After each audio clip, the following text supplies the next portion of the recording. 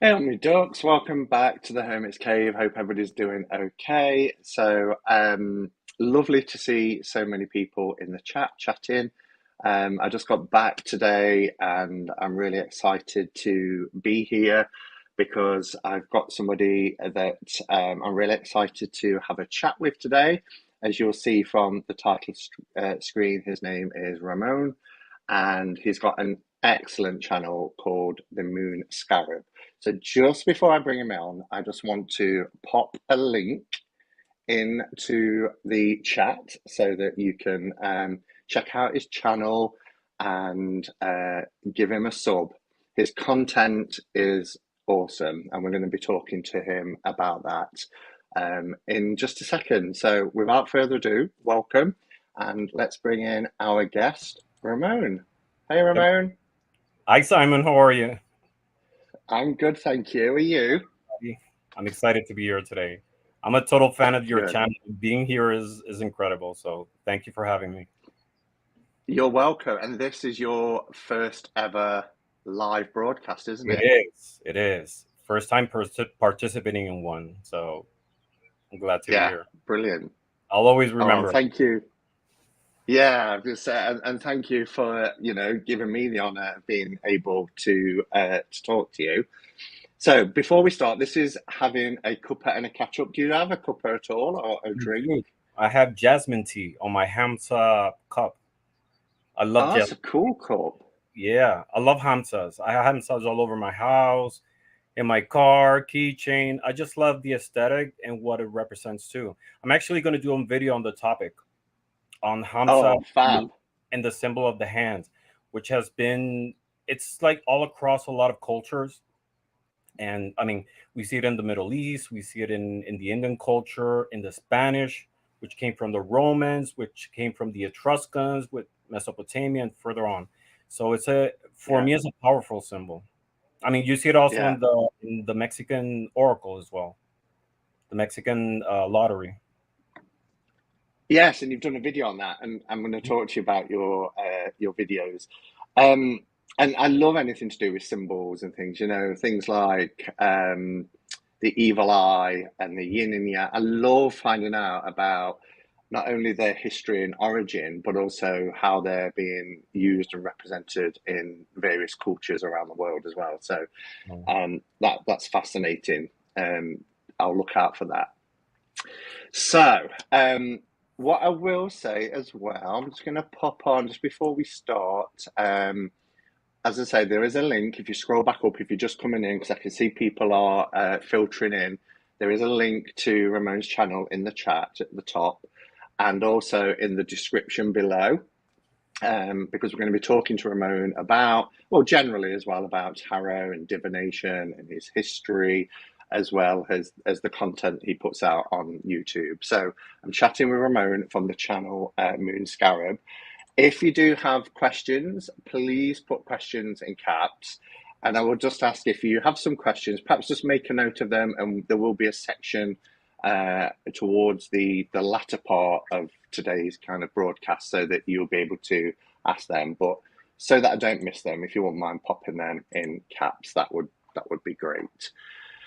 So let's start then. So I feel, Ramon, like I know you really well, just because I think it's got to be over a year that we've perhaps been communicating and chatting, well before you had a channel, and people will perhaps know you from the community for going into other people's chats like mine and Becca's and various people, Ben's. and that's under your channel, Ramon Santiago, isn't it?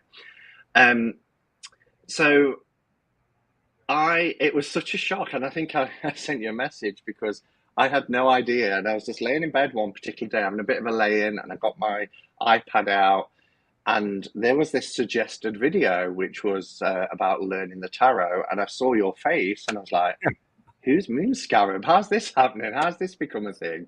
Yeah, that's me. Um, what? What happened was that I uploaded a video, a couple of videos related to the meaning of tarot, but it wasn't officially out yet. I wanted to upload more content before presenting it, but you discovered it, so it was out. did discover it. But I you love know, it. you well done on YouTube and their algorithms to to kind of promote that to me. Um, and I think I don't know if it was an error, but I remember on your channel, your Ramon channel, because you talked about, you might make content. So I subbed in advance thinking it would appear on there. There was like a little insert where you was like, "Hello, my name is Ramon." I thought he's going to start making content. Yeah, yeah, that wasn't originally a channel. What happened was maybe about, I don't know, 10 or 15 years ago, I uploaded a couple of videos on personal trips that I made, and I sort of made it sort of like a documentary, more like for family and friends. And back then YouTube was very different. I I took it as, or I treat it as, a place where you can upload videos and store them and share them with close people, but it just stayed open. I took them down eventually. um yeah, so a couple of times I uploaded some videos just to test, and you came across one of them. um Yeah. but yeah, that's not my official channel. Moon Scarab is, No, no. but Yeah. yeah, I know what you mean. So, and the and for people who do subscribe, and I can't recommend this channel enough because the content is such great quality. They must take you such a long time. It's high quality, it's educational, it's informative, and extremely creative. And we'll talk about that in more detail. But just before we start talking about your channel, just I always like to start off just kind of asking a little bit about you as a Mhm. person. So, do you want to tell us a little bit about yourself, perhaps your upbringing, whether there was any spiritual influences, how you discovered divination, tarot, etc.? Do you want to just share a little bit about yourself? Yeah, of course. So as you know, my name is Ramon. I live in the city of Philadelphia, which is the largest city in the state of Pennsylvania, in the east coast of the United States. But I'm originally from San Juan, Puerto Rico. I've been live. I was born in Puerto Rico. Came to Philadelphia when I was 1 years old. My two brothers were born here. I lived for 10 years here in Philly.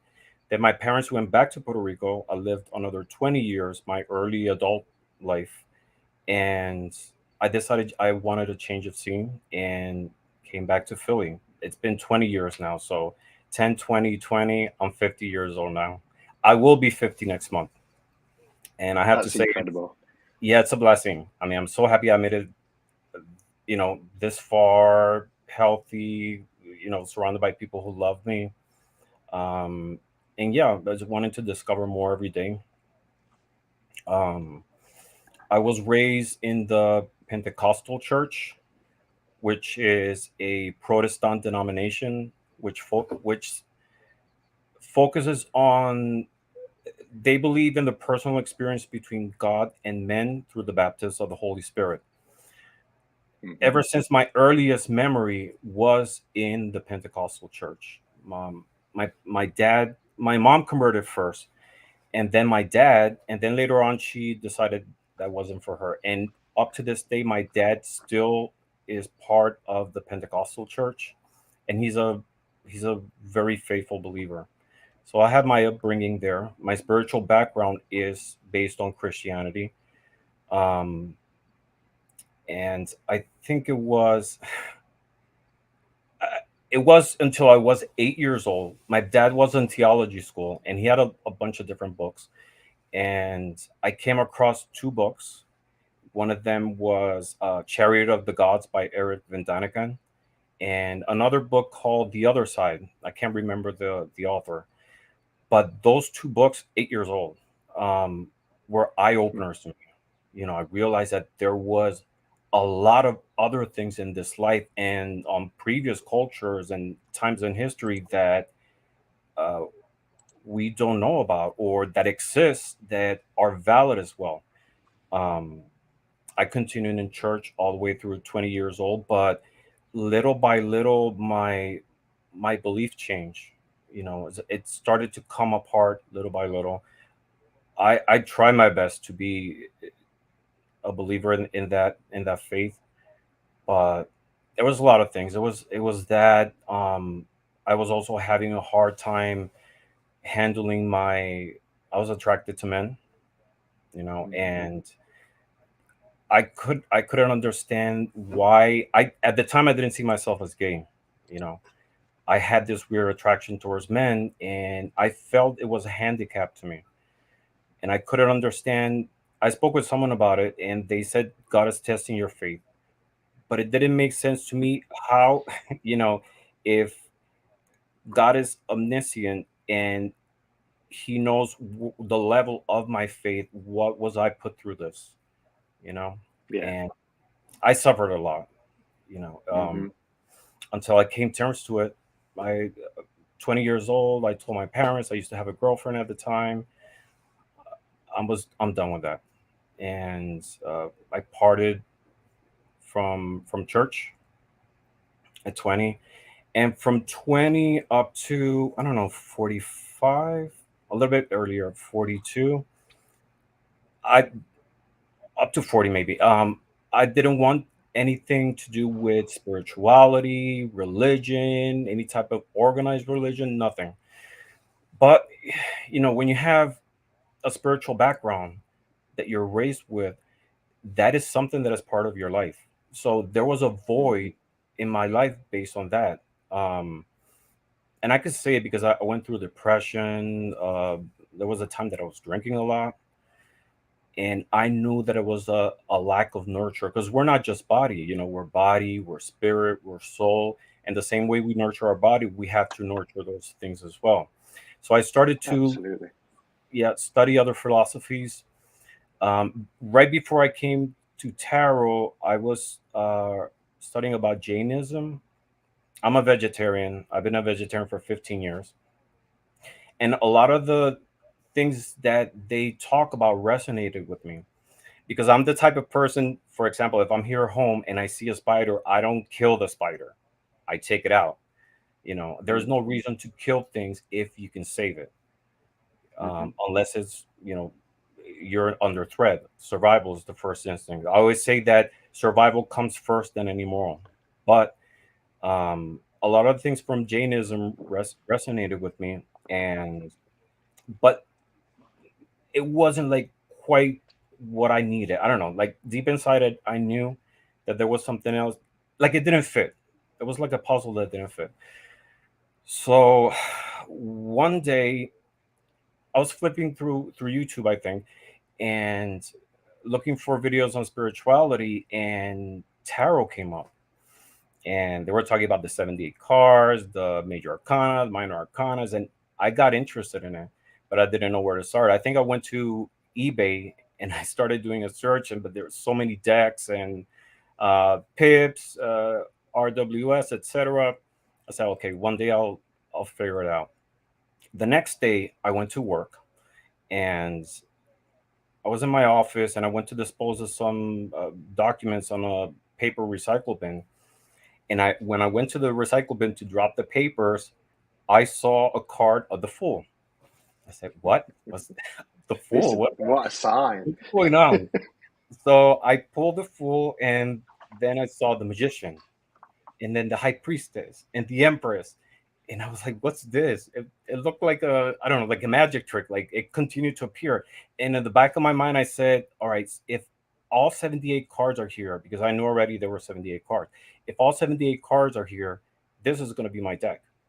And all they were all there, the box, instructions, and everything. So that was my first deck, and that's how I got studying tarot and interested in it.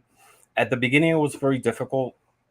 There were so many videos on YouTube, and everybody had a different Mm-hmm. take, and it didn't match what the instructions said. So there was a lot of confusion. So it took me some time to learn and realize that um, a lot of the meanings on the cards, uh, there is a system, but other meanings can resonate with what you think is the best one. Um, I And have a mhm. oh, sorry to interrupt, Ramon. What deck was that you found in the skip? What's funny? I used that deck for years, and when Tarot Vintage came out, I started using that one, Tarot Vintage from the Scarab. I started using that, and Mm-hmm. put that one away. And then little by little, I started to get a lot of different decks. I have like only 100 in my collection. Um, but recently, I went back to look at it because after seeing so many decks, You forget. your take was going to be different, and it wasn't nothing special. It was one of those U.S. games with the copyright. The font was even Pixies. It was like, oh my god, I don't know, but it's So still, was it like a yellow box? A yellow box yeah, deck? a yellow box, a yellow box. It had the Yeah. barcode and everything, but I Wow. still keep it. It's as a memento of this journey, Yeah, and that's how I keep. definitely. And from there, I started discovering other divination methods.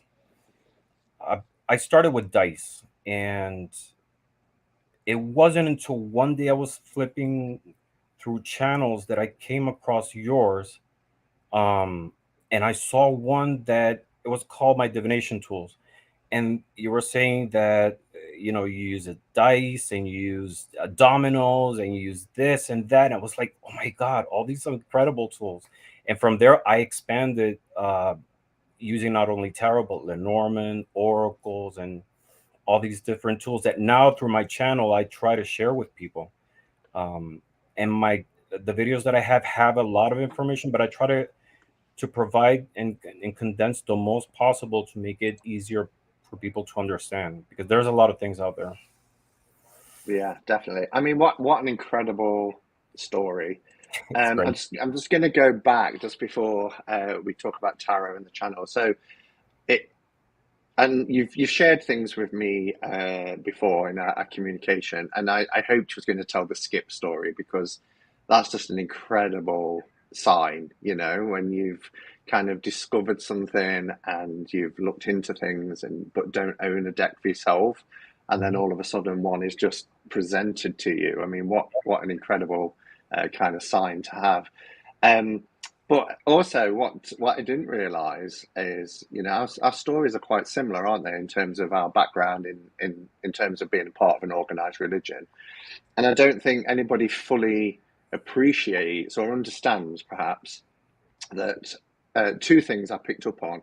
One is when you come out of something like that, there is that sort of lost feeling, even though you've made the decision yourself to step away because it doesn't feel right. It's not conducive with your life.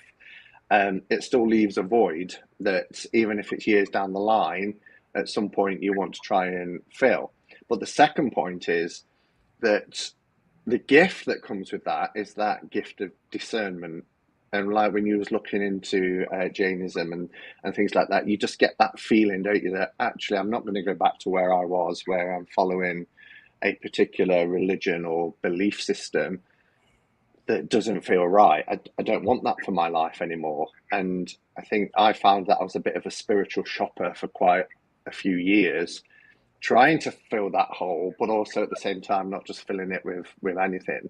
Mhm. It's got to feel right for you, and that's what spirituality is. It's something that complements your life. It's something that you kind of meld with, and it's conducive to how you want to live your life. So, um, do you identify in as a particular follower of any sort of belief system now, or is it more just kind of spirituality, as in, taking bits from here, there, and other And places? yeah, in general, I take a little bit of Hinduism. I still take some of it from Christianity, because I think Christianity has done a lot of great things for people, but it's not like a one size glove. So in Hmm. my case, I take from different philosophies, and that's what makes sense to me. And now using tarot, this has been it's an incredible spiritual support to me. So Hmm. yeah, there's no one particular, because I don't know, we're all different, and not one philosophy can fill 100% of the needs of everybody. So I Yeah, think having that flexibility of adopting those good things that you find in these spiritual beliefs, are great.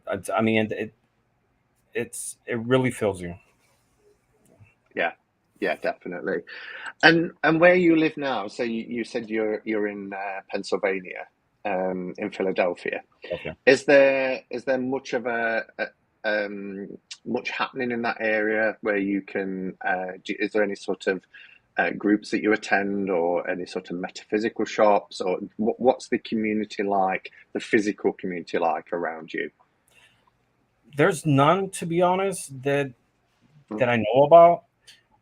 There are places where you can buy, stones and special items, but of course, with the landscape in retail, the way it's changed, a lot of these shops unfortunately have closed. Um, Usually, it's in my case when I need to talk with someone about the topic. I have friends that I introduce them into divination, and my best friend who I know from high school is we sort of went through similar journeys in terms of religions, coming out of the closet, accepting ourselves. The only difference was that I, as soon as I walked out of the church, I blocked everything that had to do with spirituality or religion. Anything that had to be with anything about the divine. My best friend Richard was the opposite. He started exploring different religious philosophies, different spiritual visions. Um, and he's the type of person that if he studies a religion, he goes to the temple, he reads the books, he likes to be immersed in it. Yeah, So when I started in tarot, he was my go-to person to talk about the subject.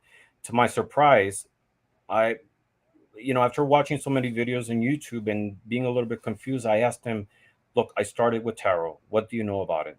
And he said, "Look, I have 3 decks, but I don't use the meanings." And for me, that was a shocker because there is a system, there are meanings. He said, "I read it intuitively, but I would like to learn about it."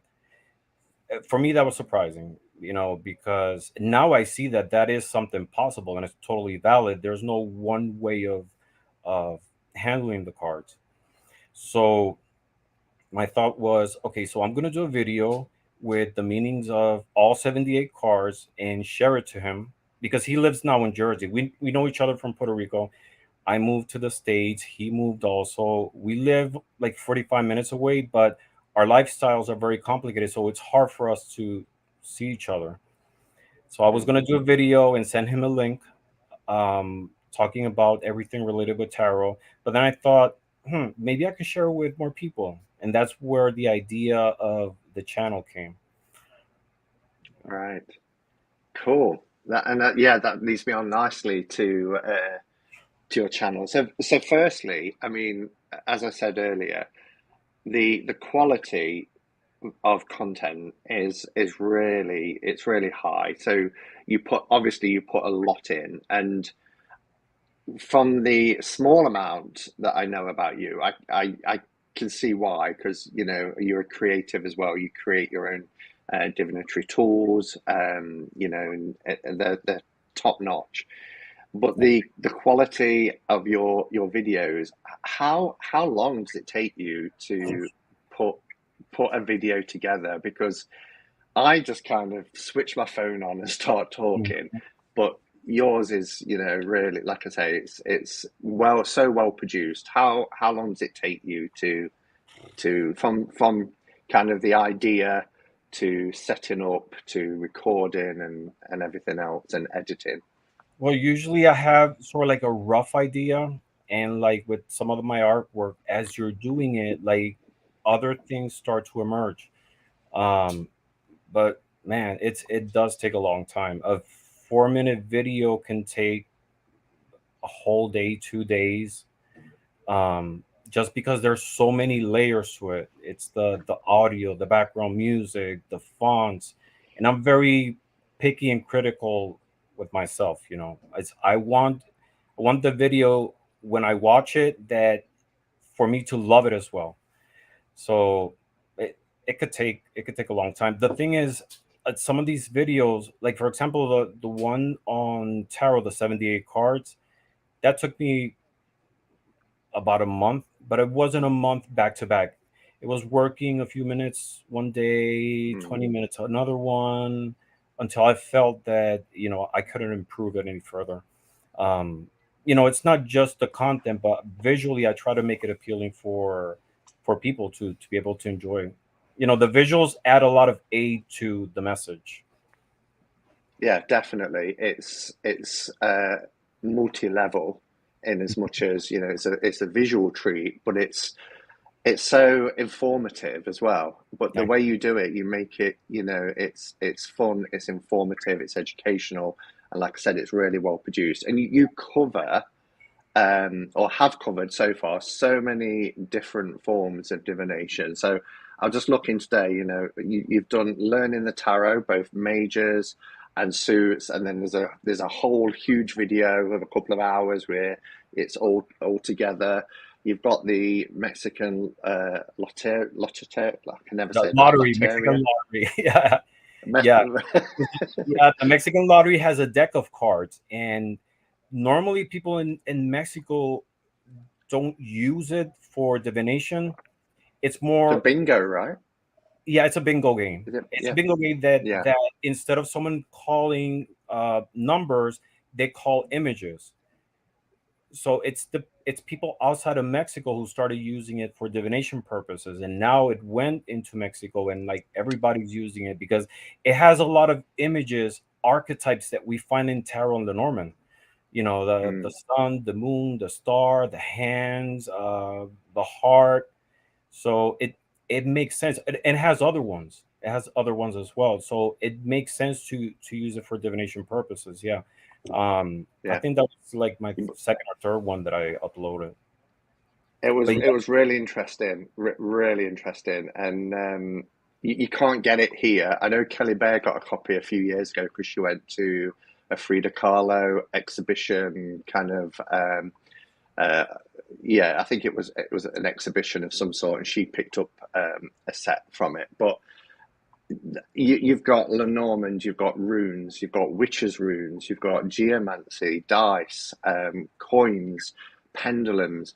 But what really impresses me is you will show them and you will talk about how you work with them or how you other people can work with them, and you'll give us the origin of them and all that kind of stuff. But most of the things that you show, whether it's the coins, pendulums, witches' runes, geomancy sticks, you've made yourself. And you did one the other day of a rune dice, Rubik's which I cube. just thought was, It's yeah, that's such a elder good runes are Rubik's. idea. Yeah. I mean, because Yeah. if we think about it, a lot of these divination tools, like with tarot, for example, they started as games. So after I started learning about using divination with dice and dominoes, I have this thing that every time I see a toy, it there's a divination structure that I find in it. And those are the videos that I uploaded. But I have divination methods using tic tac toes, abacus, Connect Four, Chinese checkers, which I will upload soon. But yeah, Cool. I always find like a structure within games and toys that I think it makes it fun, and Yeah. I like making my own divination tools. I always say it doesn't matter the level of skill that you have. When you do your divination tool, like your energy infuses in it, and it becomes more special and personal. You know, that's why Yeah, for now, definitely. I can't see myself making an Etsy shop because I do these things just for myself, and I really Yeah. enjoy the process too, the creative process.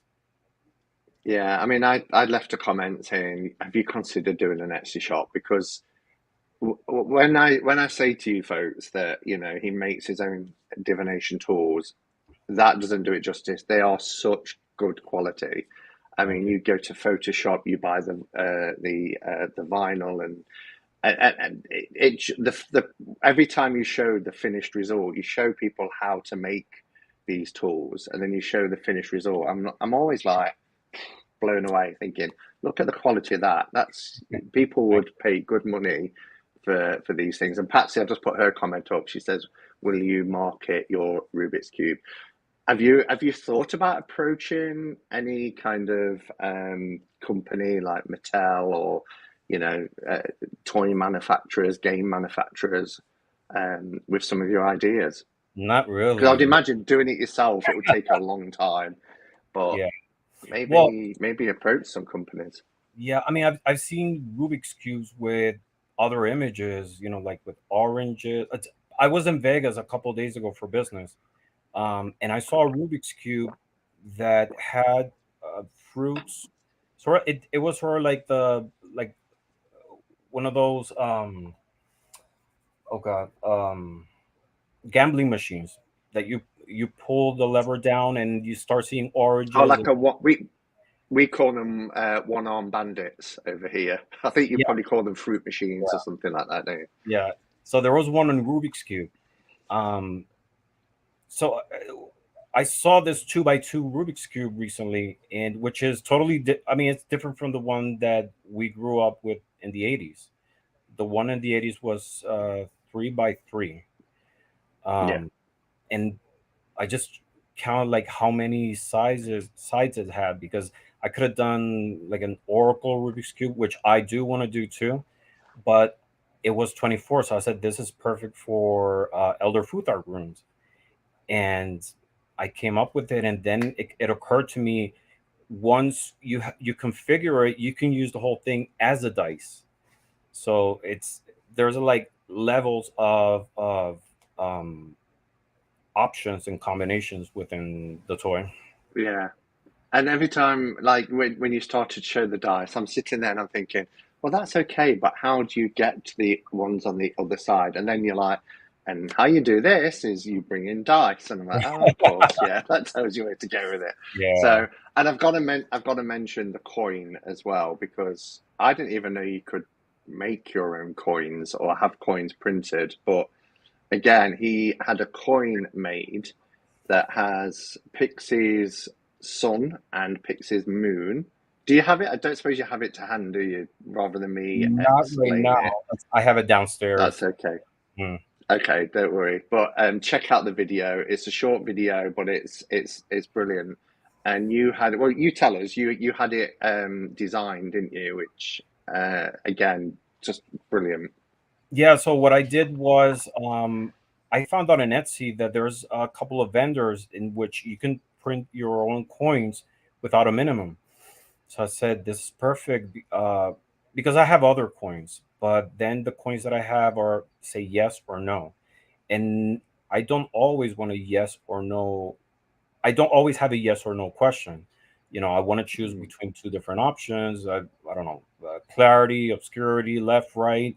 So I wanted to create a coin in which I could assign the values. So the sun and the moon from the tarot, Pixie's images were perfect. So I just retouched it a little bit to be able to fit it within the coin. But I like the way it came out. It looks good. Yeah, it just looks brilliant. And again, you could easily sell thousands of them, I'm sure, because yeah, they're just great. Um, so in terms of all the divination tools that you have and you work with, and certainly the ones you've shown so far, do you have a favorite, or is it more you use those tools for different situations? Definitely different situations. I use tarot and Lenormand the most. Um, Sometimes I combine them as well. I have a deck in which I have both tarot and Lenormand, but I enjoy the variety, of using different tools. I like having options. Mm. Um, it's like you're gonna cut a cake. Do you use the one knife always, or do you have several that you prefer or better for you? I don't know. I sort of tailor it depending on the question, how I feel. I feel that sometimes these tools call me to use them for any inquiry that I have. I don't know. It's a hard feeling. I don't Yeah. know if it's happened to you, but sometimes I wake up and I have an inquiry and like the image of that one tool comes to my mind. and I go to it, and that's when I get like the most amazing readings. Yeah. Yeah, I'd certainly get what you're saying. For me, I tend to go through space. So rather than just in that moment, it might be that I feel really drawn to work with OM staves, and I think, Mm. oh, do you know, this week I'm gonna pull a OM stave or two or cast them for this week because I tarot is my stable, it's my morning and night.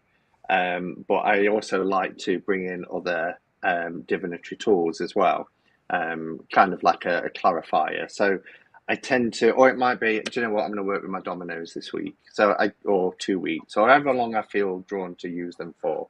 Um, but yeah, and do you find that you combine as well? A lot. Yeah, I love Yeah. combining. I love combining. I always say it enriches the reading. It gives more clarity, gives more dimension. I use a lot of dice, but I love combining tarot with oracles or geometric sticks with dice.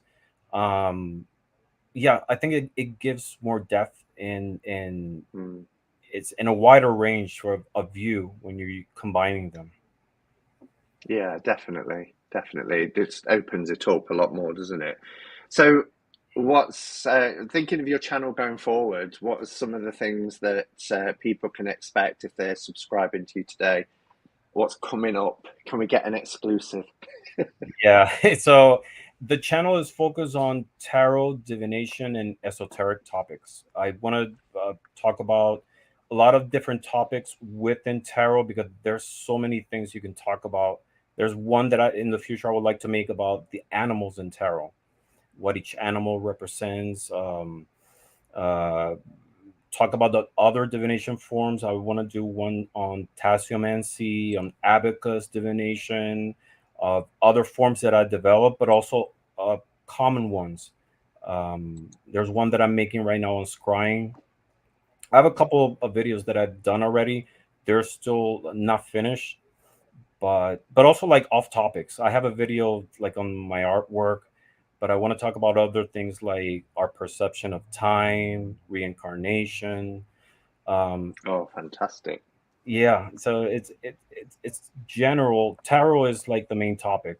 I want to do some reviews on decks, but I don't Hmm. want to do I don't want to be reviewing the same decks that everybody has out.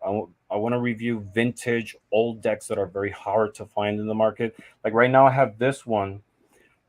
A lot of people might not know about this one. This is called Tarot Balbi. It's hard to find, Oh, and it's extremely expensive if you look on eBay. They're selling it for an obscene amount, like $122. I got it a long time ago for much less than that. But it's printed in Spain, and it was done by this Italian illustrator. Let me show you a couple of them. It's a pip deck, which normally I don't like pip decks, but the artwork on this one is amazing. Let's see. I'd imagine as well because you're so varied in terms of your divination, and you also know a lot about numerology. I'd imagine that pip decks just don't phase you at all because of your knowledge of um, things like numerology, etc. I'm Yeah. just going to put you on big screen so you can show these. So look how beautiful this Two of Cups. Wow, that is. Yeah, this What year is this from, Ramon? 1974. 74. Okay. 1974. Yeah. Let's see. Five of Cups. Wow. Let me see if I can find some of the major arcanas because the take of this artist on the major arcanas is amazing. Like the use of colors. And for example, look at this tower. Let's see. These, Oh, wow. Yeah. it's beautiful, and it's in English and Spanish. It Let me see. does have that 70s feel as well, doesn't it? With Mhm. the vivid and gaudy colours. Yeah, death. That's cool. Yeah, I think the one I like the most is look at this star, the star lady. I don't know. The aesthetic is Oh, really she's similar. pouring fire. Yeah, Yeah, fire and blue water. That hair. is cool. Yeah, And the full, let me see if I can find it quick because I was flipping through these. Um, oh, look at this Wheel of Fortune. I don't know. It's the glares might not help. You can see it. Yeah, it's cool. Yeah, it's a really nice deck. It's hard to find, and that's the type of decks that I want to do reviews on. I found a lot of vintage oracles as well, beautiful ones, and it's just talk about them. Of course, if some new decks come out, yeah, I'll definitely review them. But I want to focus more on divination methods, vintage tarot decks, and other esoteric topics. Cool. Chris says the people are bigger than the tower. That's usual though, isn't it? Especially What is when it? you look at Yeah, the old decks. You're like, why didn't they just step off that tower? They don't need to fall. just jump. Jump. You don't have to wait for a catastrophe.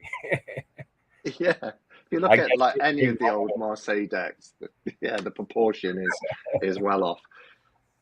I just wanted to pick up, you mentioned about doing other kind of topics as well, which really, I love that sort of thing. I go searching on YouTube for that. So you mentioned reincarnation.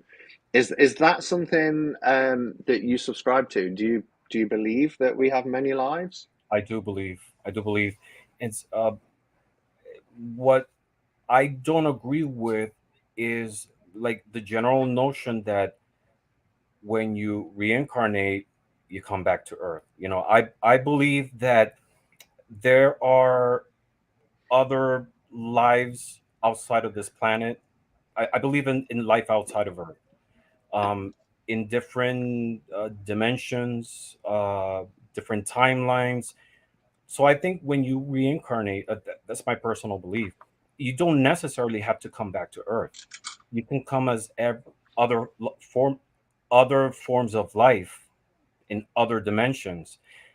Same with timelines. I think when you reincarnate, there is the possibility that you can reincarnate in the past because we see time as linear and progressive.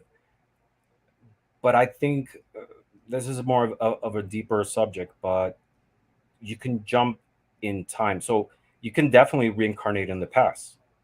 You know, in another That's dimension. cool. Yeah. And And when you think about it, nothing in life that we know is linear. Everything's cyclical. Mhm. So why would we necessarily be linear? So I can subscribe to that. And also, one of the things it always used to trouble me when I used to think about reincarnation, because I think I believe in an afterlife. I believe that our energy goes on into something else, but I've never really been 100% sure what. And what used to trouble me about reincarnation is that, the turn of the last millennium, there was nearly 7 billion people on the planet. The millennium before, so when we went into the 1900s, uh, sorry, the century before, when we went into the 1900s, there was just over 1 billion people on the planet. And I'm like, well, if it's the same souls reincarnating, then how can we have such a seismic jump in numbers? But the way you've explained it, in terms of reincarnating in other worlds, we know that the universe is huge, yeah, there's space and for the us enough. possibility of other lifetime. Yeah, Yeah, but yeah. definitely, So I think when you think that way, that you always come back to Earth in the future, it's kind of like when we used to think that Earth was the center of the universe in the Middle Ages, that the stars and the sun and everything revolved around Earth. It's kind of like the same way of thinking that we're the center of everything. But in reality, mm, it's much spread out, like I said, in terms of different levels of dimensions, time, and forms of life. okay. Yeah. Chris has got a question. If you want to answer this is a fun question. Yeah. So, if you all get to choose when you want to reincarnate, when would you choose? Have you got a particular moment in history that you would like to reincarnate into? I've always had an affinity for early Middle Ages. I know it's a hard time to live.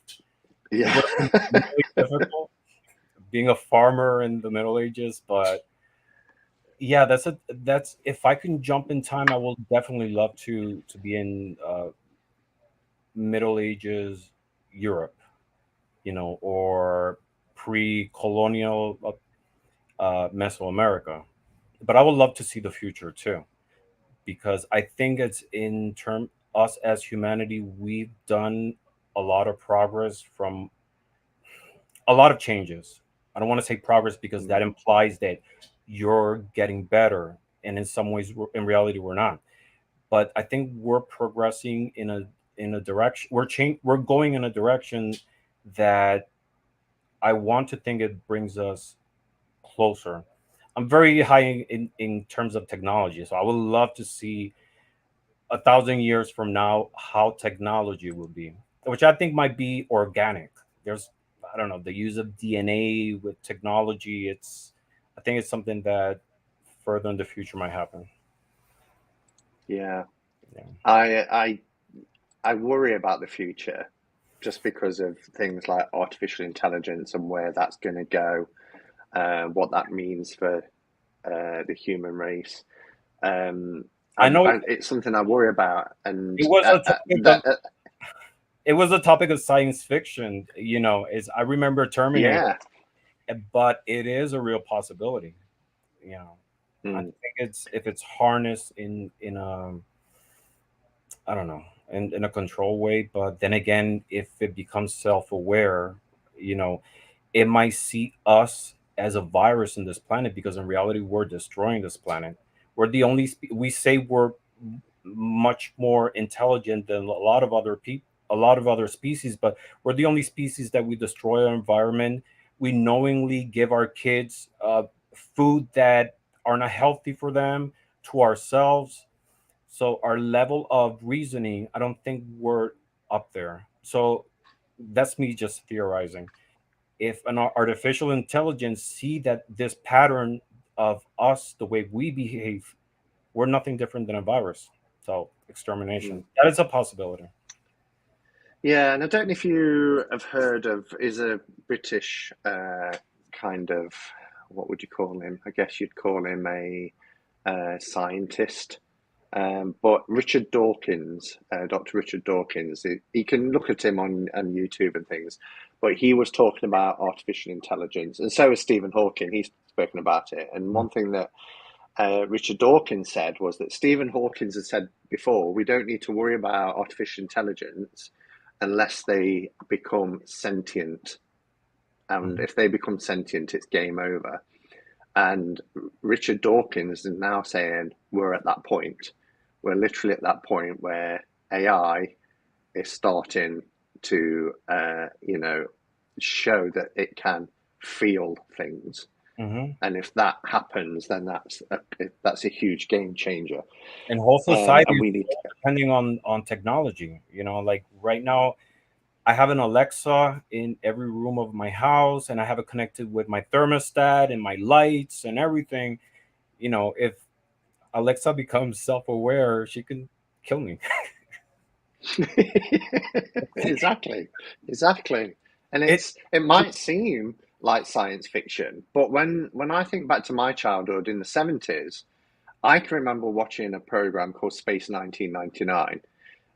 It was a big show, and I remember there was a scene where they was doing what we're doing now, talking to somebody somewhere in that it was somewhere else in space, but you're what 4,000 miles away from me, and we're seeing each other and we're talking. That was science fiction when I was a kid. hmm What's happening now is like, and Star Trek used to do it, didn't they? They'd appear on the screens, and you'd be like, "Wow, can you imagine if that ever happens one day?" Yeah, And now here we are, yeah. I remember in the '80s, I thought the year 2000 cars were going to be flying, and it hasn't changed much. the Jetsons. Yeah, exactly. Where are those flying cars? Yeah, it's gonna take maybe like another 100 years to see something like that. um, okay, I just want to get onto some general tarot questions and throw it out there again as well. If anybody wants to ask, then put your questions in caps. Because I realise I could talk forever. We've been on almost an hour already. It's flying by. But I just wanted to kind of ask you the questions that I ask everybody really. So, do you have a particular tarot system? I know you showed a deck there that has pip cards, but do you prefer to work with RWS or Are Thoth you? or Yeah. Marseille? I rarely use pip cards. I'm more RWS. All in all, definitely. Um, Yeah, thing is, you know, I like 100% of all the decks out there from a artistic perspective, but in terms of wanting to have a deck, I don't know, maybe like 1%, because I'm very picky with the aesthetic of the deck. When I get a deck, I want it stops being a deck of cards. It becomes a window for to look into it, connection with the divine. It's I yeah. when I grab a deck, I have to forget that it's a deck. It becomes something else. It's hard to explain. um I think I know. I think I know where you're going with it. So that kind of leads me on to a question I was going to ask a bit later on, but it's a good segue into that. So, how do you see the tarot? I mean, obviously divination, because you've spoken about divination, but do you believe the tarot can predict the future, or do you see it more for kind of like self-reflection and introspection of what's going on, and it helps you like we often talk about, like it being a mirror that helps you to see what's going on internally? How do you tend to see it? both ways, and I'll explain. I always tell people, when I'm doing a reading, or when I do a reading for myself, I don't think fate is written in stone. Everything is constantly changing. When I'm doing a reading in Mm. terms of inquiry of a situation, I see it as, at the moment, it's like taking the temperature of the situation, the energy of the moment. That can definitely change. I think the reading is more of an indicator where the situation is at, and you definitely had the power of changing it. Most of the time, I use tarot for divination, but I do have other decks that I use them exclusively for reflection. Um, Sometimes, when I do a spread, I see things that are in the back of my mind that are troubling me, uh, that helps me bring out to the surface, and through the cards, it shows. You know, Mm. and with tarot is Yeah, amazing because it's different from the Norman. I love the Norman, but tarot has like so many levels and in symbolism. There's so many layers of meanings that you. That's why I don't do reversals. Usually with tarot's the only tool that I don't do reversals with. I do reversals with everything else that people normally don't use them for. Like, uh, sometimes I do runes. reversals with Lenormand, or uh, Yeah, with Elder Futhark. But with tarot, I think there's so many messages in the 78 cards at so many different levels that normally I don't use reversals for. But yeah, I definitely use tarot for both, for spiritual yeah, guidance, for divination, but also for self reflection, and as a tool to help surface out those things that are in the back of my mind. yeah. No, I agree totally, and exactly the same reason why I don't read reversals as well. Um, and then I guess thinking about tarot and how you use tarot, do you, because the way I try and see it, and I can see other people saying in the chat as well, both, divination and introspection. And I've always been somebody that said, the future isn't set. It can't be, because we have free agency. So Hmm. therefore, every decision we make, and it starts with a thought, will take us down that way or that way, and if it goes that way, then everything splinters off that, and so on, and you can trace decisions you've made back to a certain point and see everything that's happened because of that one decision. So I kind of see it like life is a blueprint. You've got a blueprint of what your life is going to be. And I believe we make a choice about the life we're going to have and the lessons we're going to learn. But ultimately, we've got our own kind of free agency, as I say. So, eh, do you agree with that? Or because I know you said, we don't, the future isn't set. How then can the tarot, do you see it like I do, as in it will give you a guide, this potentially could happen, Mm-hmm. and then you can alter that tarot reading basically by taking a different route. Yeah, definitely. So, like I said, I think that tarot, I see it as it gives you sort of like a map, or like I said, a temperature of how the situation is. Now, this is what's more probable based on the current conditions, and based on that, you make the decisions in which direction you want to go. Um, yeah, I don't believe in fate. That I don't know. I think there's so many paths to get to the same place. I believe in destination, but destination in destiny, but destiny is not sent. It's not set. I see destiny as destination. For example, I'm going to the supermarket and I put the GPS. I'm going to that particular supermarket. That's the destination I'm going to. That's my destiny. But that doesn't mean that I'm going to end up there.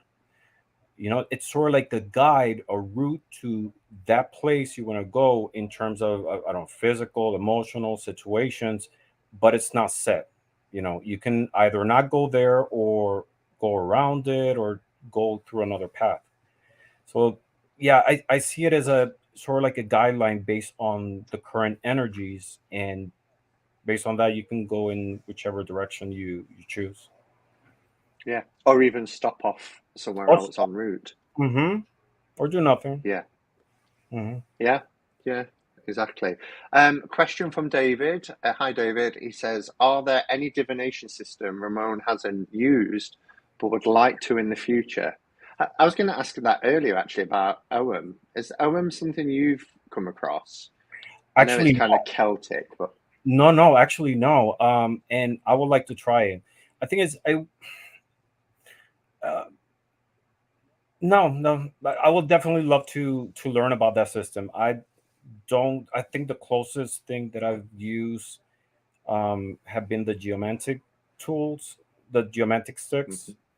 I made some geomantic sticks that are kind of similar to that, which I haven't posted in any video, but I will definitely love to learn about as many divination tools as possible. Like I said, that'll definitely enrich the reading, give more meanings to it. Um, I love doing Ijing too. Um, and yeah, I see myself in the future Yeah. using it because I've heard you mention it before, and I'll be honest with you, I know nothing about it, and that's a place I want to Yeah, go. so it's rooted in the Celtics kind of tradition. So whereas runes tend to be Germanic, Scandinavian, etc., Mhm. using different branches of, in fact, I've just got them here at the side, but using different branches from certain trees. Um, I've just got them in a big bag. So they're staves. So this is silver birch, Mhm. and then it has the Ogham symbol engraved onto them. But I could just, because of how creative you are, these were bought from a site called Spirit of Old, um, and they do take a while to come to you because they go out and forage and Yeah. make them for you, and they're wonderful. But I can just see you I can making see your own. myself doing weird ones with different materials, and sometimes I get scared to go Yeah, into one route because I'm gonna end up wanting to uh, do something fun with it. yeah. Does that answer David's question as well? So, are there any divination system Ramon hasn't used but would like to Okay, in the future? Yeah. So, and you mentioned I Ching, so I'd love to see a video on that as well. And then Conrad, hello, Conrad. hi Conrad. He says, "Hi, Ramon. Ramon, with all your creative projects, which are brilliant, Might there be a tarot deck on the horizon? Yeah, I have a couple of prototypes that I've done, but like I said, I'm very critical of myself, so I don't feel it's there yet. Um, I'm doing a deck which is a combination of tarot, Lenormand, the witch's runes, oracles, but using imagery from not only RWS but by Toth, by Marseille. It's very complex. And it's kind of like a double card.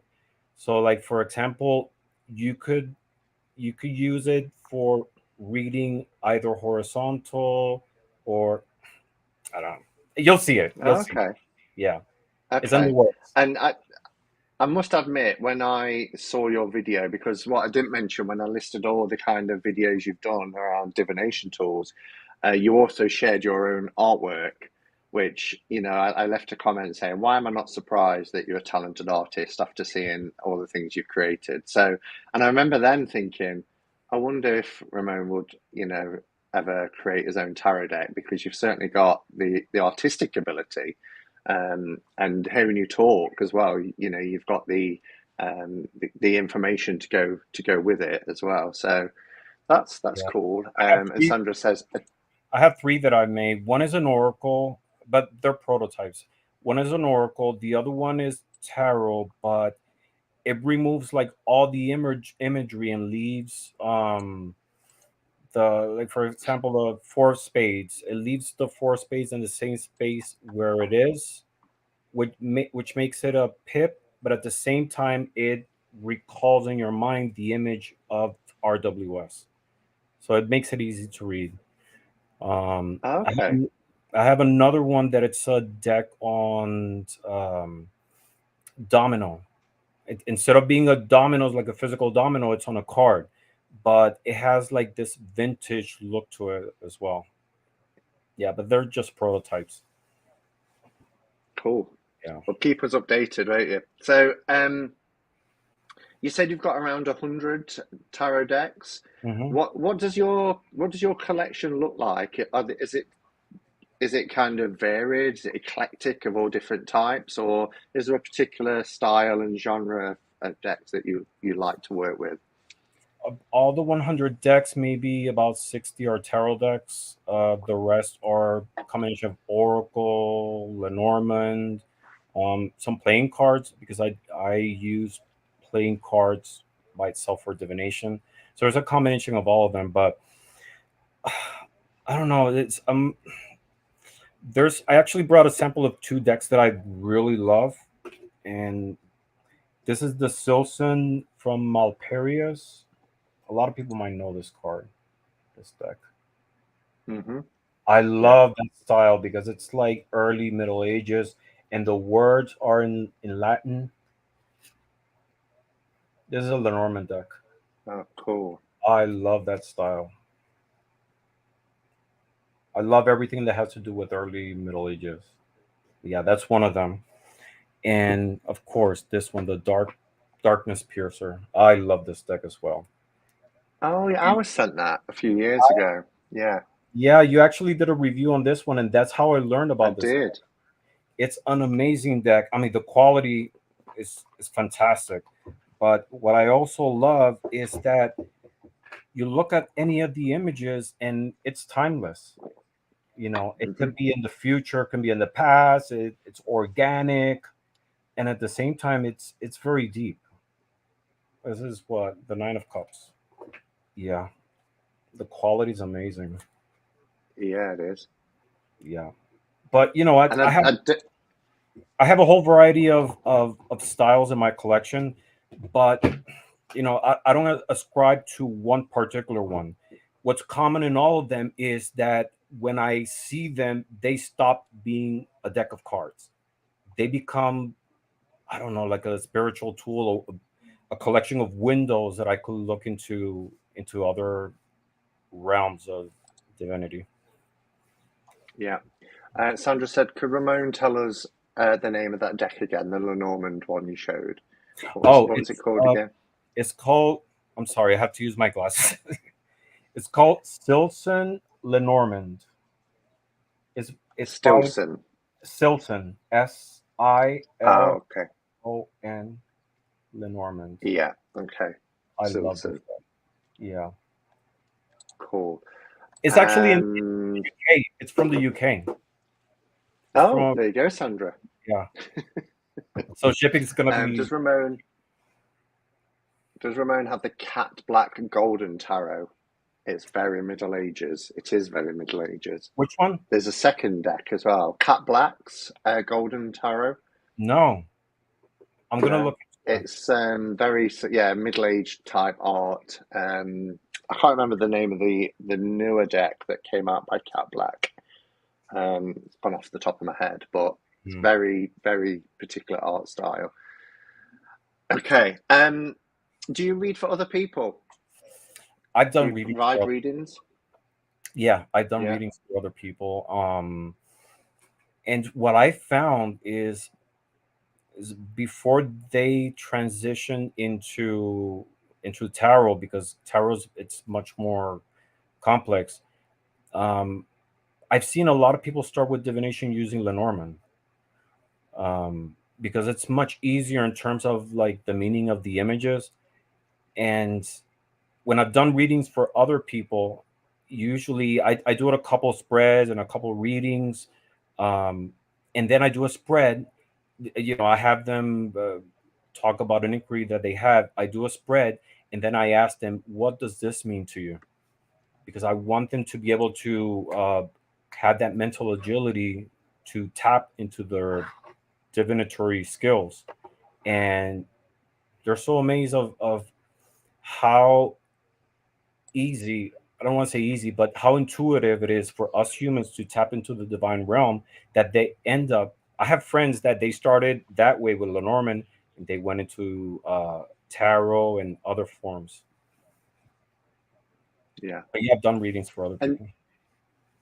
cool. And do you have a significator card? Do you see yourself as one of the archetypes in the tarot? Yeah, I identified a lot with the lovers because I'm a Gemini. So every time I see the lovers, I don't know, it sort of like recalls me.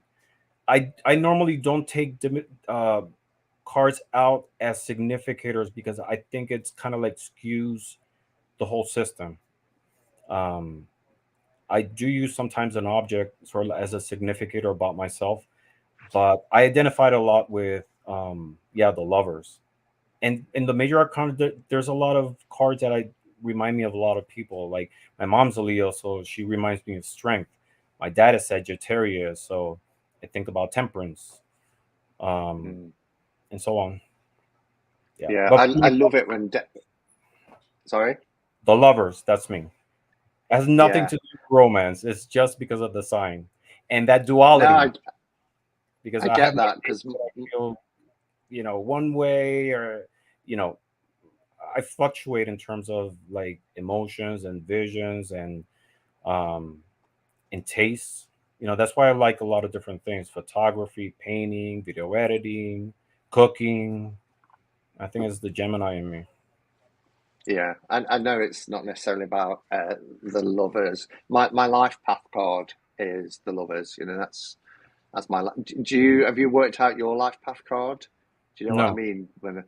So it's when you add the numbers up. It's to do with numerology. So you add the numbers up of your date of birth, Yeah. all the digits. So mine's 15th of October 1970. So it's 1 plus 5 plus 1 plus 9 plus 7. Because obviously you don't add zeros, and then it gives you a number, and anything of 22 or below is your life path card. So mine condenses down to 6. So Mm, it's the lovers, and that's what your life path card, because that's when you were born. yeah. So that's quite cool. But Interesting. I when like I your first video. saw it, I like your video of the year card yeah, earlier. same concept. Yeah, exactly. But you know Yeah. what's funny? I did it for myself, and the year card was the moon, which is the same year I just did my channel. So Yeah, It was sort of like and it's and your channel's Moon Scarab. Moon Scarab. Yeah. Yeah, connection there. Um, Chris says, Ramon, do you have a favorite deck? So I'm going to split that into two because my question as well is, do you have a soul deck or do you believe in soul decks? So it might be that your soul deck isn't your favorite deck, but you could answer both if you wished. Yeah. Soul deck. There's a deck that I don't know. People have mixed feelings about, but for me, I feel very identified with. That's the Marigold Tarot. I just love this Okay. stuff, and I identify a lot with it because Marigold is my favorite flower, and I love the imagery of skulls and skeletons, which a lot Hmm. of people don't because I don't know. It evokes death, but I think that's the way Hollywood has portrayed skeletons.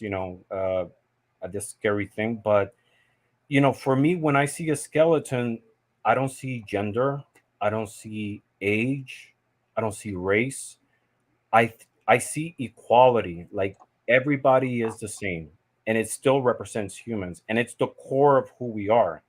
You know, a lot of people might not like skeletons, but that's what you carry with you all the time. So that's why I love that imagery because I see equality. I see, everyone portrayed is the same, and at the same time is the essence of who we are. Yeah. I use a lot tarot vintage. I love that deck from Los Carabeo. Great deck. Beautiful Yeah. deck. It's amazing, and Yeah. I love the fact that the treatment of each one of the cards is different one from the other. Not like with other decks, they stamp like the same vintage filter. You see the Filter. marking on all of the cards. No, it's beautifully done. The hue Mm. is amazing, and yeah, that's my I favorite. like the I like the orange tones to the Tarot Vintage. That Hmm. I like the way the blues are done, very powdery blue, but Hmm. those orange copper colours are just gorgeous. I edged mine in a very similar sort of orangey brown colour and it finished it off lovely. My Um my only issue is that the cards are too big. I love handling smaller cards, so the Centennial Tarot is the one I use. It's like my horse work deck. Um, and I have a little bag in my backpack, my work backpack, and I have a Centennial deck, and I have a Lenormand deck, and I have some dice and some other. It's like my portable divination pack. yeah, Yeah. cool. And what's currently top of your wish list? Is there a deck like what we often refer to as a unicorn deck? That really hard to get, hard to find deck. Have you got one of them that you would just love to have? I've got all the decks that are like up there that are like hard to find. I got them already. The one that keeps coming back to me is the Fez Moroccan deck. Yeah, Like sometimes I want it, sometimes I don't. But then the thing is, it's a beautiful deck, and they're all the ones you find online are vintage. But then it becomes an issue that I wouldn't be using it all the time because I can ruin it. You know, if mm. if there was like a remake of that card of that deck, it'll be Conrad. Think about that. Maybe you can do that. I was just gonna say, Conrad, are you listening? I'm Yeah, sure. I'm sure the copyright's gone on that now. yeah. It has a lot of yellow, but I don't know. There's something really nice about it. Yeah, it is a beautiful deck. I've got it, but the like you say, I don't want to use it a lot. The card stock's okay. It's not the best, but if there was an NPC version of it where it's on Superior Smooth or something like that, then Yeah, no yeah, it'd be copyright. lovely. But Yeah. yeah, Oh, one that yeah, I'm using a cool. lot now is Conrad's Roses and Lilies. From all Hmm. five, that's the most beautiful one. And that's the one I've been using a lot recently. So I have all five in their box, and I have a sixth one of just the Roses and Lilies without the box that I use like for everyday shuffling. And Yeah, publicly, I want to say to Conrad, thank you for doing that project. I think it's open an opportunity for all of us to learn about all these different variations. So thank you for your efforts. I want to publicly say it, because it definitely, for me, it means a lot. And Yeah, absolutely. one other projects I'm doing this beautiful pixie box with all five of those decks in their boxes. I shouldn't have said anything. I wanted to surprise you, but yeah, that's one of the projects. So it's gonna have all five, and on the bottom, the sun and moon coin. Oh, wow. Yeah, Like a presentation like a set? presentation set. Yeah, Wow. and the Wow. outside, I plan to use some of the imagery of the major arcanas. You'll see it when it's ready. Yeah. Oh, you're so talented. I'm envious. No, no. Um, You know, you and have other I skills. agree. You have other skills that I don't have. You know, it's I admire the fact that you can go a whole hour chatting and changing conversations and changing topics and laughing, and not necessarily you need audience interaction. You know, it's like having a monologue. It helps. Yeah, that's It something I helps having audience yeah, interaction. yeah. So that's Yeah. definitely a skill. Yeah. Oh, thank you. And I totally agree with what you're saying about Conrad's decks. I can't. I've always said the Pame is my favorite. Hmm. But I've just asked Conrad, and I'll show them when I get them on my channel whether we do a because I've got all five, but I wanted the roses and lilies in a thick cardstock, because I've got the Pame in a thick cardstock separate from the five, Hmm. because they're the ones that's out on my desk all the while. You know, it's here, it's Hmm. always out. I just love working with it, because I really have started to grow really fond of the 1909 roses and lilies as well. So For me, yeah, of but all of them, is my favorite. I don't know. It looks softer than the other ones. yeah, There's yeah. one of them I can't remember that has a lot too many thick black lines, and I I don't know. think that's probably this the D, The, either this or the is it the C, B? C or D, one of them. Yeah. I hate. Um, I mean, the blotchy. not, That's the it's rider deck that's out at the moment. yeah, yeah, So and it's death looks. I don't know, sort of like muddy. I don't know. Rose at the roses and lilies for me. That's like the top of all of them. yeah, yeah, it's a beautiful deck. Are you a book reader? Do you have any particular favorite books? I love reading history books, believe it or not. When I have the time to sit and read, usually I love doing audiobooks like on the go. Um, I love watching documentaries, listening to things that are, I don't know, significant, um, to today's world. I love listening to the news, documentaries. I'm boring like that. Um, It's not boring. I love science fiction, but science fiction, I love watching movies. I'm very into, anything that's futuristic, high technology, end of the world topics. I love that. Yeah. And do you have a favorite tarot book? Um, I do. I just can't remember the title. Yeah, I have a couple of tarot books.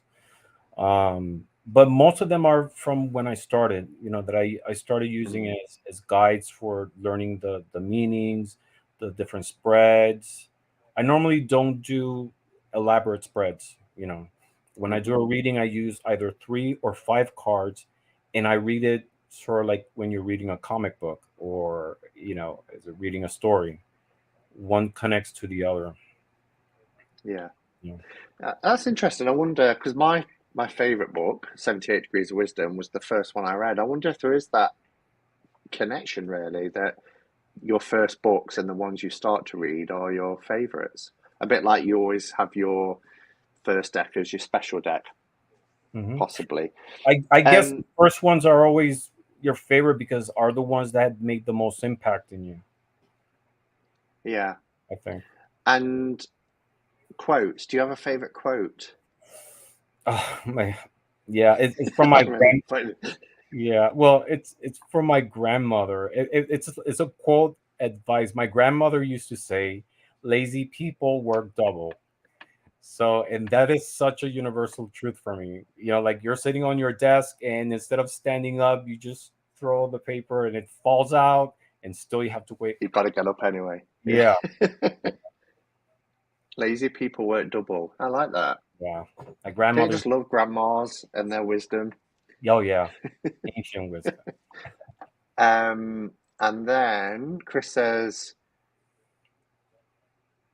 what was your first tarot deck? It was the yellow box, wasn't it? Yeah, You can with the tell us yellow the box, story of which, it. Yeah, which came perhaps to me. Chris probably came in after you answered that. Yeah, So it was a deck that he found in the skip.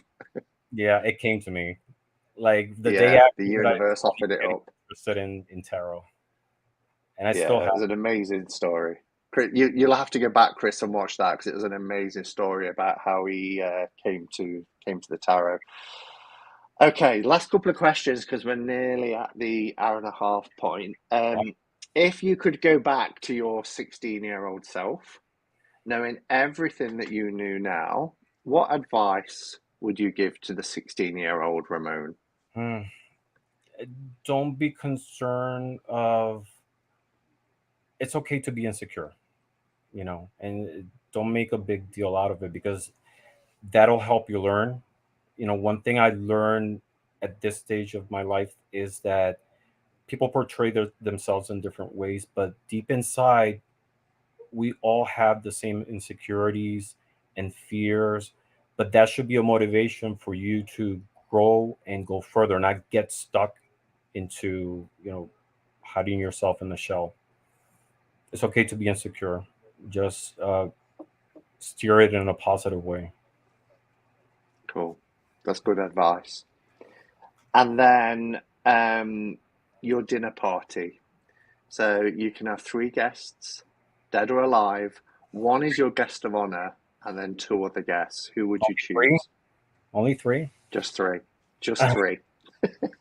uh, um, it's. I would like to have any of my early ancestors. I never got to meet my grandfather. Only met my grandmother. If I would like to have as many in that table as I can fit, because a lot of who I am, part of it came through my mother, my grandmother, and I would love to listen to their stories, their view of the world, um, the struggles and happy moments they had. Fortunately, that's something that I don't know, it's lost in time. Um, but yeah, I will definitely love to meet any of my early ancestors just to s- see how they are as a person, and their vision of life. That makes Okay, sense. so let's take all your ancestors as your guest of honor then. Two other people, living And or two dead other in people, history. um, oh god, and two other people. I'm really putting him on the spot, aren't I? Oh, I would love to have Pixie, definitely.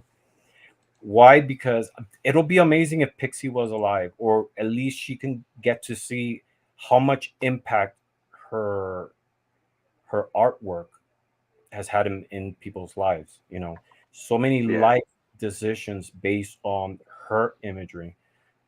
I think that's the dream of any artist, that their artwork survives them and speaks to people. And I think she will be amazed of like all the different reproductions of her artwork, the different scales, and how much it's impacted on people's life. Yeah, her definitely Pixie. Um, I guess Madonna. Yay! Do you know, I wasn't going to prompt you, but I'm like, do you know if he doesn't say Madonna?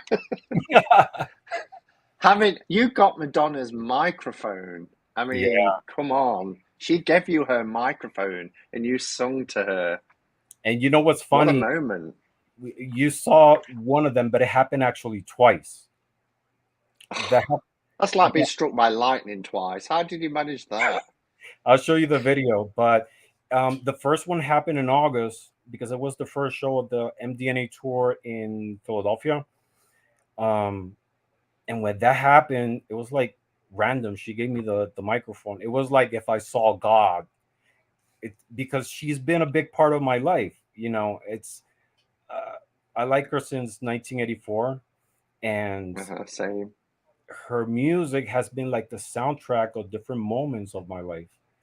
And to see her in person was, I mean, I'd seen her before on other tours, but for her to have that one-on-one interaction with me was amazing. And but then 3 months later, I saw the show again in Pittsburgh, here in Pennsylvania too, and it was election night, and Obama won that night. And again, she was singing like a prayer, and then when she walked past me, she pointed at me like, "Hey, you again!" And she She gave me the recognized you. yes, yeah, and because she like remembers fans, she remembers faces, which is amazing. And then she gave me the microphone again, and she gave me a thumbs up, and it was amazing. Like, what are the odds, you know? That's such an incredible story. And when you said about, um, you looked up and it was like looking at the face of God. That's the expression exactly on your face on that video, where she's passing you the mic and you're like singing to her. It's almost like you're Heaven, having oh an out of body experience. yeah, an angel. Because I've seen her my whole life in photos and some other like live events, but like up close like that was an amazing story. As funny and dumb as it might sound, but that moment sort of like helped me realize further that anything is possible. Who I would have never thought that will happen to me, but as Yeah, long as you're alive, anything is possible. yeah. And I'm allowing you to have a fourth because I'm telling you, and like Chris said, if you're having Madonna and Pixie at your dinner party, then I'm coming too because that's not an opportunity. I'm passing up. Seriously. Um, have you seen paper plastic? Do you know how paper Yes, I plastic have. works? I have. Okay, so we'll finish off. We've got a couple of minutes left, just doing paper and plastic then. So, just the first one that comes into your head: paper or plastic, Paper. oracle or tarot,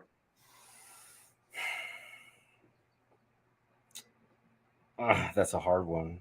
Um, Oracle. Don't crucify YouTube or Instagram.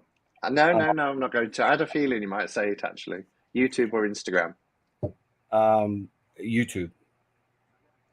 peanut butter or jelly, Peanut butter.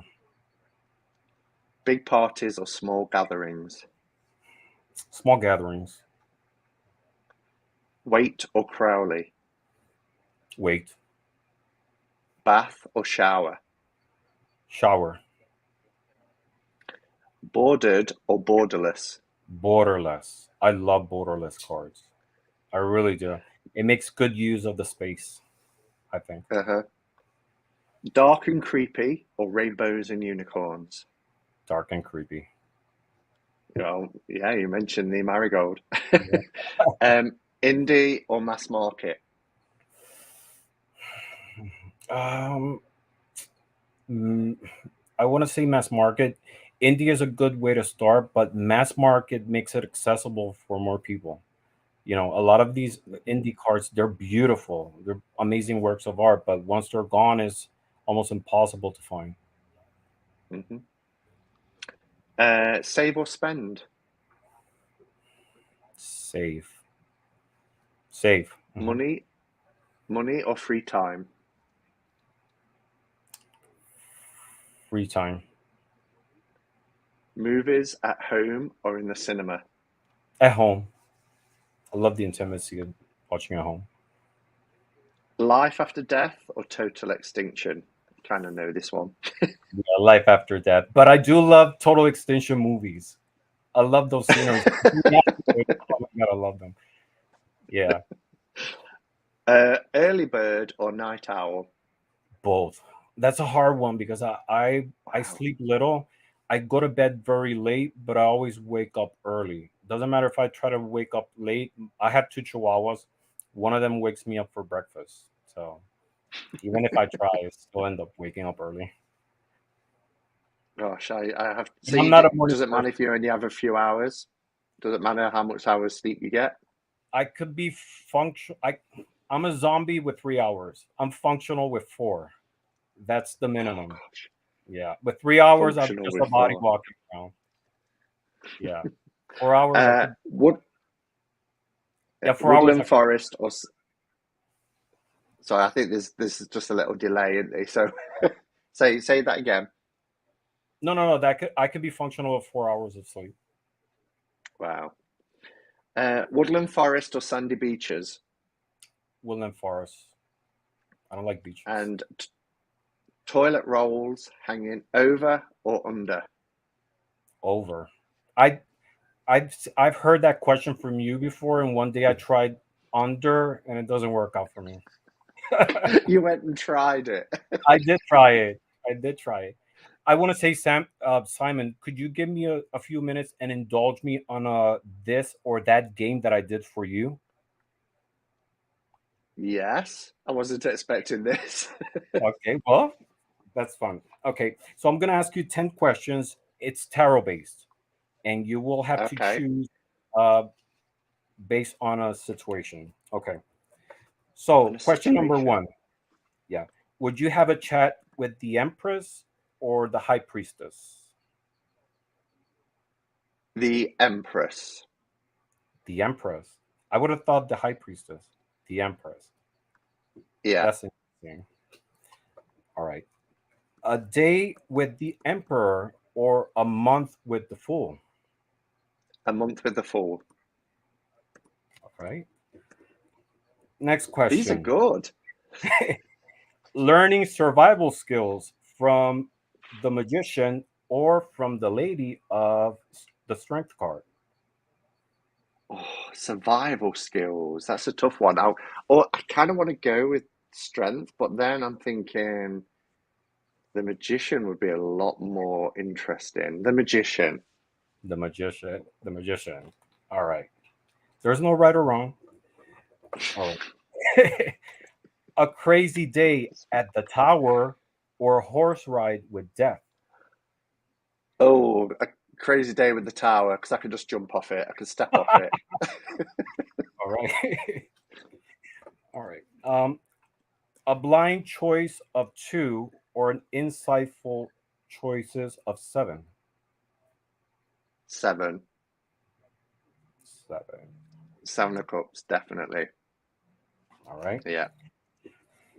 Let's see. Hand out money or hand out flowers. Hand out money. Really? I would have thought you would have gone with flowers. I just think at the moment there is so many people that could do with some right now, particularly in the cost of living crisis we've got here. And Yes. if I could give out money right now, I know it's a short term thing, but But it's a yeah, if useful I one. could, You can put it to better use yeah, than more use. charity. Flowers would be lovely, Hmm. but I think it would be better served being able to give out money to people. Good choice. All right. Next one. Work sitting or work standing. I'm going to go for work standing because most of my work is sitting and I have a bad back and I love standing. Yeah. I don't get to do it often enough. I don't like sitting at work either. It just makes you tired, you know. Plus, you Yeah. burn more calories when you're standing. All right. We're almost done. Number eight, a pierced heart or a pierced body. Oh gosh, that's a terrible choice. um, a pierced body because it will heal, I think, quicker than a pierced heart. Mm, good choice. Makes sense. All right. Okay, let's see. Merry go round and round on the wheel of fortune or hanging upside down with the hangman. Hanging upside down with the hangman. Why not see things from a different angle? And merry-go-rounds make me feel sick. All right. Last one. Having a custom made cocktail by the Angel of Temperance or a mystery drink by the hand of the Ace of Cups. Cocktail by the Temperance. I love me a cocktail. Right? This angel looks like he could be a great bartender. Yeah, look at Look at that. It's that very skill. Tom Cruise. Not Very even look Tom Cruise in cocktail. right. Uh huh. Yeah. That's That was fun. I love that. That was really, really good. thank you. If you ever do lives and you have people on, you should do that with people. That was fun. I I'll let enjoyed being put on the spot. you. I want to do something different, but you're welcome to use it if you want to use it on yours. I'm okay with that. Oh, thank you. Thank you for coming on today, Ramon. I have really enjoyed it. The time has flown by. I could talk to you And I all night. You're such an interesting person, thank you. and as I said earlier, you're so creative, so informative. Your channel is great. I'm so pleased you've created it. I think it offers a fantastic service to our community. Thank you. And I just wanted to say thank you for all the time and effort you put into your every time a video pops up from you, I'm like, yes, another video, and I rush to watch it. And I've seen that I'm probably, it sounds like I feel a bit of a stalker because I'm always like the first to comment, but it's Mm-hmm. because, I make a point of watching it, that they're not, long, they're to the point, but the quality is great. So um, it's been great to get to know you a little bit better as well, because we've been chatting, like I say, for over a year now. But to really have this opportunity to sit down with a cuppa and chat to you has been a real highlight. So thank you for coming on. Of course, and thank you for your channel. Your channel has been a great inspiration to me, not only in terms of creating a channel, but also um, everything that you do. It's I don't take it for granted. I appreciate it. It speaks to me and to a lot of people. And you know what's interesting? I did not know that there was such a thing as a tarot community until I discovered your channel. It was through your channel that I was made aware that such a thing existed, and in through you, I was able to discover other channels, expand my divination interests. So you've been a great influence in my journey. So Oh, thank you. well, thank you, and I hope you feel part of that channel, that community, I should say. I hope you Mhm. feel part of it, because it is a community that embraces It's a people beautiful community. from all different walks of life. So I'm glad you're here, and I'm glad you feel part of it. Just stay on as well at the end, just after and I'll just have a word with you before we go. Thank you to everybody that's been here. It's been a lovely turnout. Thank you for everybody's Thank questions as you all. well and participating. And I'll be back in the week with a video. So yeah, enjoy the rest of your weekend, everyone. Thank you again, Ramon. And until Thank next time, go in peace, namaste, and and blessed be. blessings.